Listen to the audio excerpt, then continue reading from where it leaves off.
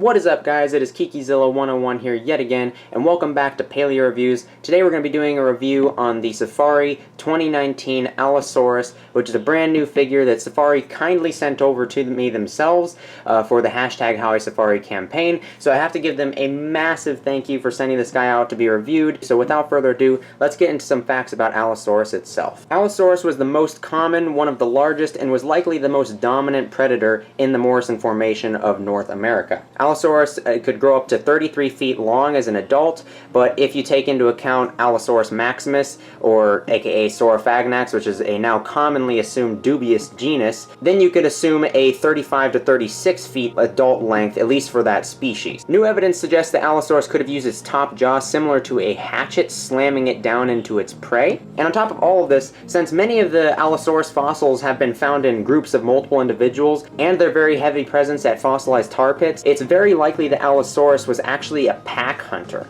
Now with that all out of the way, let's get straight into the pose of this amazing figure. So the pose of this guy is actually really cool. This is actually one of my favorite angles to look at this Allosaurus because it shows off a couple of the really cool things about this. For one, you can really feel the weight of it carrying itself, and it has this nice lean to it. It's actually leaning forward and dipping down, as you can see right there. That's a natural pose. It's not landing on its claw right there. I can fit my whole finger underneath the claw. Now when I got this guy out of the box, he did have some slight warping to the feet, but I fixed that super easy just by applying hot water on it, bending it back into place, then putting cold water over it, and it's perfectly fine now. It stands great. I mean, I can even poke it a little bit and it'll be fine. This pose is absolutely amazing. I really love how it's leaning. I just adore the lean of that, and the fact that it actually still stands up on 2 feet is incredible in my opinion. And because they did so well with the pose, the leg posture, the arms, and everything, it's easy for me to give this one a 5 out of 5 for its pose.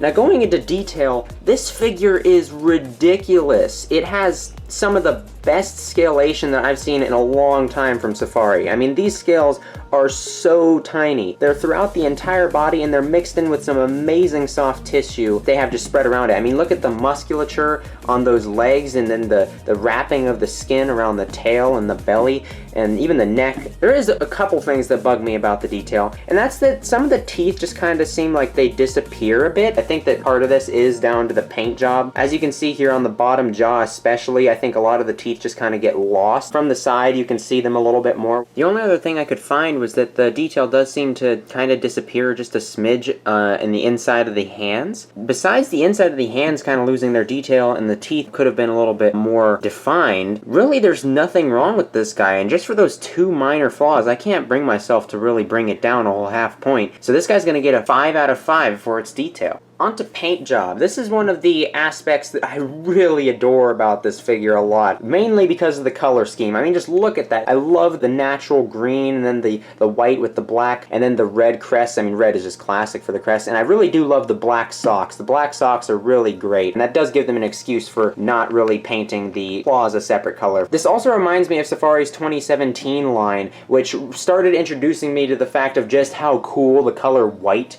looks on dinosaurs. I never even really thought of white as being a color that would look cool on dinosaurs, but Safari really rocks white on their dinosaur figures, and this figure is no exception. I also think Safari did amazing with their blending of the different shades of green and the black, and the way that the white and black kind of fade into the sculpt. I think that all of that is done really well. The transitions for all that stuff is just done fantastically. There's no derpiness with the 2 different eyes, like they don't look off in 2 different directions. The crest is done very well. The only thing that I can find that I'm a little unhappy with is some of the bleeding inside of the mouth. A lot of the white is going off into the gums, and then some of the pink bleeds onto the teeth, and just some of it comes up onto the upper lips. And this isn't really obvious from the side, especially on the top jaw, except for right there that bleeds out a little bit. Because if you think about it, these are really tiny teeth, and these are hand-painted models, so it's not going to be easy to paint. Some of the other things that are a little bit of mishaps with the paint, some of these colors come outside of the lines, like right here, this green comes out onto the white there,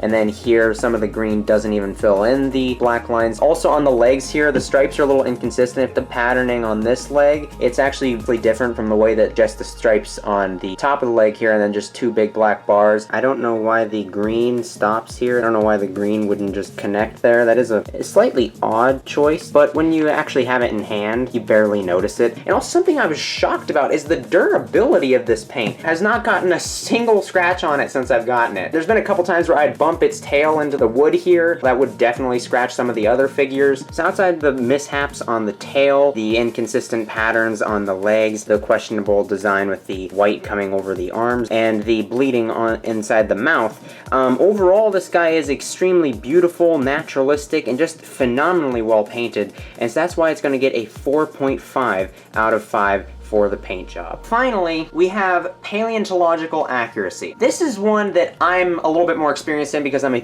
big fan of Allosaurus. I love Allosaurus. I think it's a really awesome animal. And unfortunately, this guy does fall a little subpar in some areas, but overall, it does do a really good job at representing Allosaurus. I'll start off with one thing that a lot of figures get quite wrong is the scale size. They did an amazing job on the scale size here. They're actually very small scales because this is a very large animal. It's over 30 feet long. All of the soft tissue on this and the folding of the skin, the musculature, it's all just very, very well done. It makes this animal feel very alive. And there's no shrink wrapping on this guy whatsoever, which is something that Safari has been nailing. They also included binocular vision on this guy, which is just perfect. From the front, I would like to acknowledge just how much this guy looks like an Allosaurus. Love the way the crests point off to the side. Beautiful. I love that angle. They also included a cloaca, which is something Safari does a lot, and I'm glad that they do because that is an accuracy point that they should be hitting. But they also did a very interesting one this time, which is a very long horizontal slit across its behind there. Very interesting choice. Now getting into some of the inaccuracies of this guy. Its head and neck are clearly unproportionate to its body. You could make an argument that this could be like Allosaurus maximus, which might have larger proportions based on its size. However, the fact that this one scales right up with their brand new 2019 Stegosaurus is really getting me to think that this is supposed to be Allosaurus fragilis. Now, if this is Allosaurus fragilis, its head should be a decent amount smaller than this. Allosaurus didn't have a very big head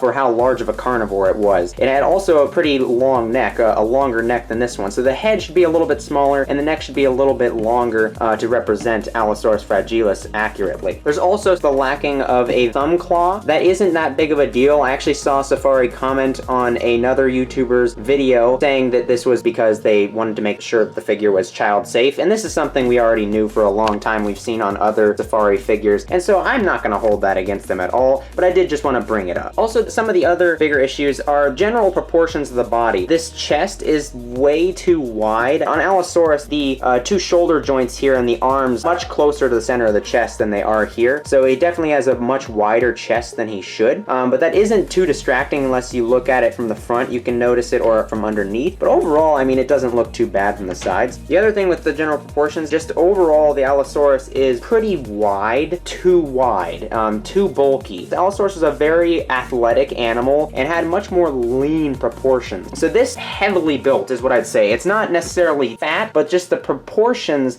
make it seem like a much more heavily built animal, similar to a Tyrannosaur or something like that, when Allosaurus should be much more lean rather than this more bulky one. It's not overly bulky, but it is a little bit too bulky for Allosaurus. But I did want to bring up this interesting thing here, because a lot of people were probably wondering, what is this red thing that's coming down in front of the eye there? On Allosaurus's skull, the crest here, it runs along the nasal ridge and then runs up the iconic eyebrow crest here and then loops back down, and as it's running back into the structure on the skull between the two fenestrae, that is where this little elevated bit of the crest goes down into the skull there. And it's actually a very interesting representation to highlight that as colored, and it's really cool that they paid that much attention to the skull to represent that that one part of the skull is actually elevated a little higher than the rest. So that actually could have very well have been a part of the skull. The only issue with that is that it is curving a little bit too much towards the eye. It should be a little bit more vertical, but that's not a very big issue at all. I just wanted to bring that up because that is a very interesting thing that they pulled on the figure there that I think is really cool. And the only other thing to talk accuracy-wise is something I've been trying to bring up in a lot of my reviews. There's a bone called the hyoid bone, which is a muscle attachment for the tongue and and a part of the throat, which would help with swallowing. We have discovered that on large theropods, the tongue would have been very similar to that of an alligator or crocodile, where there would have been like almost no motion or movement available to the tongue at all, and it would have basically been flat with the mouth. Here on the figure, it is actually really deep set in there, which is actually kind of nice to see. It does have a little bit of a definition towards the center there, which I don't know if that's necessarily inaccurate to have more of a dip towards the center of the tongue. However, if you really look at it in person, it's kind of hard to come up on camera. You can tell that it is elevated off of the bottom of the jaw, and if they wanted to go for full accuracy, it really should be more flat with the bottom. But since nobody really does that, I'm not going to hold that against them at all. I just wanted to bring up the fact because I feel like Safari, as like the leaders of scientific accuracy and dinosaur figurines, I'd really love to see you guys start to incorporate the more accurate tongue, which is just flat with the bottom of the mouth rather than a elevated, more elaborate tongue. So overall, I think this figure is really incredible and easily the most accurate Allosaurus on the market. Easily. Allosaurus is a very popular dinosaur, and I think it's been criminally underrepresented in figure form for how popular and awesome of an animal it is. And finally, Safari has come back around to making another Allosaurus, and they did amazing on it.